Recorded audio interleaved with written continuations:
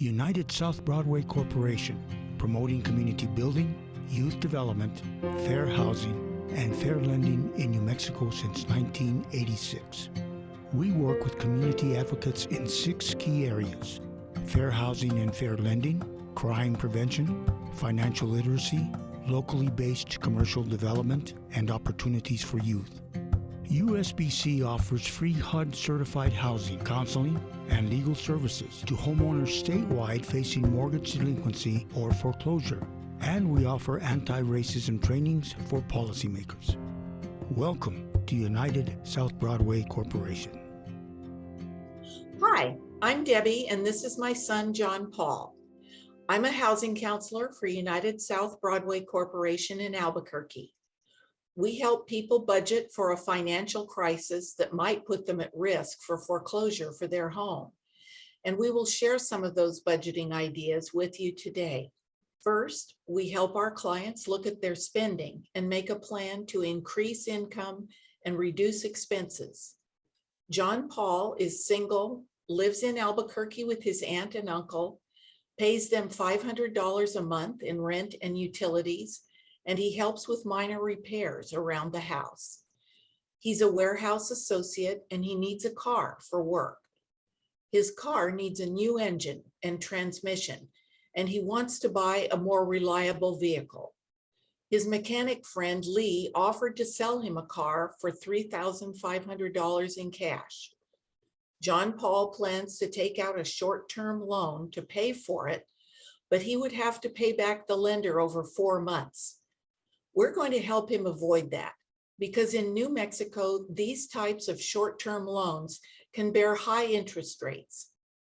At the end of the 4-month loan period, he may well have to take out a new loan in order to pay off the interest of the balance. And he's going to end up paying way more than the car is worth. We're going to help him make a plan to achieve his goal without adding to his debt. Okay, John Paul, first we're going to look at your income and expenses, including your debt. What's your income each month? My monthly income is about $2,000. Do you have any other income? No, but I might be able to make some more money by doing some landscaping for the neighbors. Great. Okay, what about your monthly expenses? Can you help me fill in this list? Tell me what you spent on each item.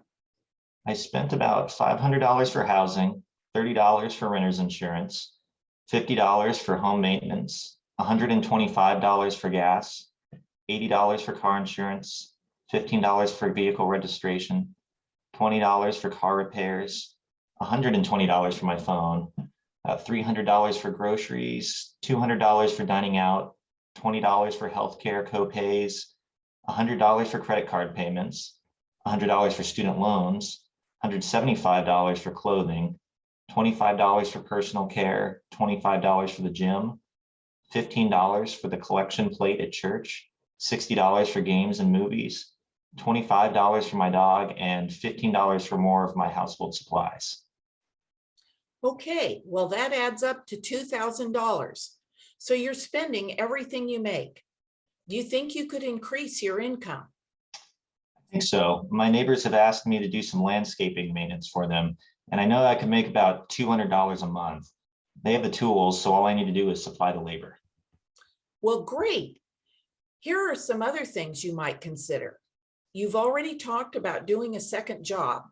Some other things that people do to make a little extra income are work overtime, negotiate a higher wage, sell assets like extra furniture, appliances, or tools, hold a yard or garage sale, teach a skill, craft, or activity, sell a craft like jewelry or carpentry, or look at your tax withholdings and see if you can adjust those to improve your cash situation.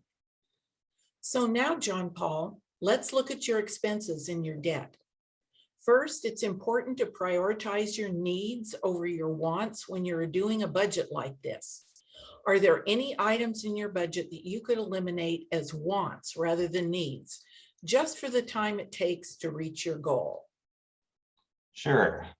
I could cut out my gym membership and do more hiking. Also the clothing expense, and I could save maybe $100 per month by taking my lunch to work instead of going to the drive-through. That's about $360 a month. Great. Some other ideas you could consider in that line are canceling or downgrading services like cable TV or maybe your telephone plan. Limit miscellaneous spending. Stick to a shopping list when you buy groceries. Reduce debt, such as paying off a loan or a credit card, or moving to more affordable housing and changing insurance coverage for lower premiums. But don't cancel your insurance. You're going to need that. Now, let's look at your new budget. You're going to add $200 a month for income, and that's going to be from your landscaping work, so you're now at $2,200. That's a little more, and that's good.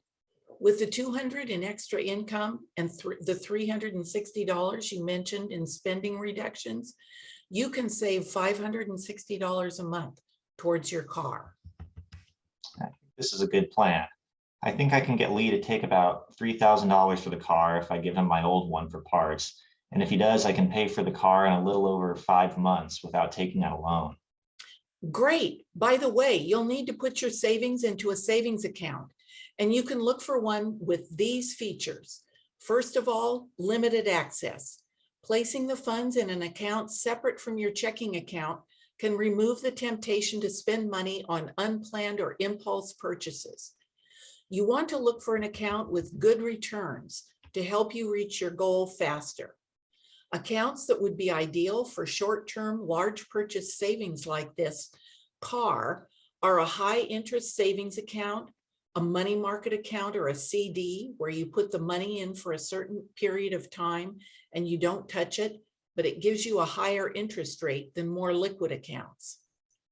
Now, John Paul, once you've purchased your car, you can keep saving and put the money in an emergency fund, which can help you with unexpected expenses like an appliance repair, a medical bill, replacing a broken phone or computer, or even a layoff from your job.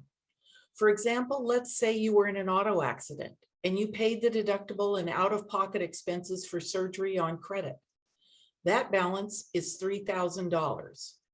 If your credit account has an interest rate of 20% and you pay only the minimum each month, which is 2% of the balance each month, it's going to take over 37 years to pay off the balance.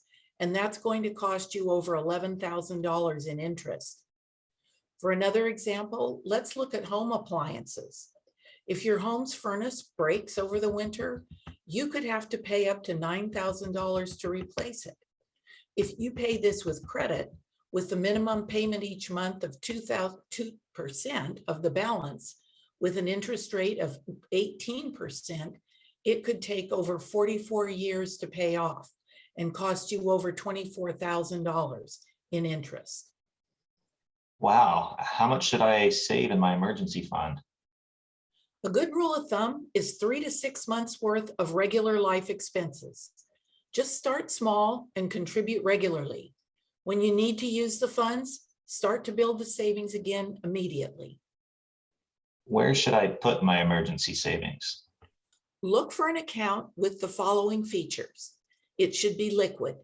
A liquid account is one that you take money out of quickly without taxes or penalties. It's best not to invest this money because there would be a cost for any withdrawal from the investment. The idea is to be able to access the money as soon as the emergency occurs. You also should look for direct deposit or automatic transfer. You can automatically put a portion of your paycheck into the account each pay period, or simply schedule regular deposits to savings before being tempted to use the money on something else. And finally, look for an account, again, with limited accessibility.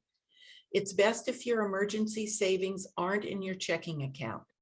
This will prevent you from spending the money on expenses unrelated to emergencies.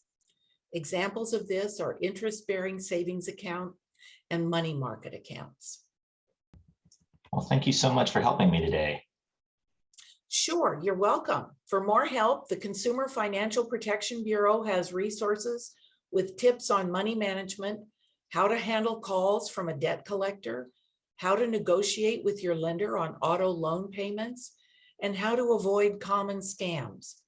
If you're falling behind on your house payments or you're in foreclosure, a HUD certified housing counselor at United South Broadway or one of our attorneys can help. Check our website or call toll-free at 1-866-201-6286. Thank you.